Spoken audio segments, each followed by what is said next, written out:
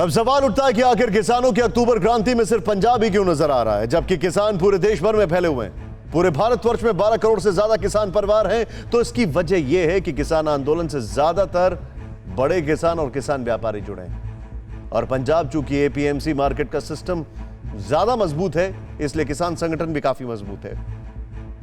अब सबसे बड़ी फिक्र है कि अगर कोई सरकार किसानों को आजादी दे रही है तो वो उसे मंजूर क्यों नहीं।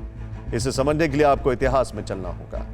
भारत में एग्रीकल्चर मार्केट को रेगुलेट करने का काम ब्रिटिश युग में शुरू हुआ, क्योंकि अंग्रेजों को भारत से सस्ते में कॉटन चाहिए था, जिसे वो मैनचेस्टर टेक्सटाइल मिल को सप्लाई करते थे। इसीलिए अंग्रेजों ने गदर आंदोलन के बाद पूरे देश पर नियंत्रण करने के लिए 1887 में Berar cotton and grain market act बनाया था, जिसमें एक थोक बाजार बनाने और उस पर नजर रखने की व्यवस्था की गई। इसके बाद 1938 में अंग्रेजों ने एक बिल तैयार किया, जिसके आधार पर 1960 के दशक के बाद राज्य सरकारें अपने यहां एपीएमसी मंडियां बनाने लगी थी। धीरे धीरे एपीएमसी मंडियों की मोनोपोली हो गई और मंडियों का विकल्प तैयार करना अपराध बन गया। मंडी के नेता एग्री प्रोडक्ट की कीमत तय करने लगे, जबकि उन्हें प्रोडक्ट का ऑक्शन करना था।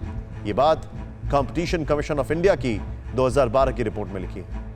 आपको बता दें कि एपीएमसी कमेटी गठित करने का फॉर्मूला भारत का नहीं, विश्व बैंक ने इसे प्रमोट किया और जिन देशों ने इसे लागू किया उसमें साउथ अफ्रीका, न्यूजीलैंड और ऑस्ट्रेलिया इसे खत्म कर चुके हैं।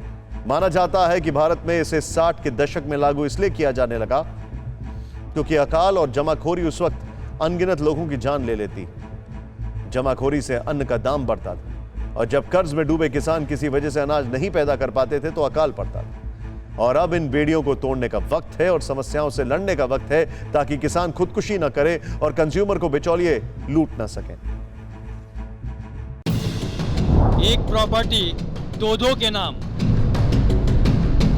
बिल्डर ने सौंपे जर्जर मकान, लखनऊ में करोड़ों का खेल, सरकार चुप, सिस्टम फेल।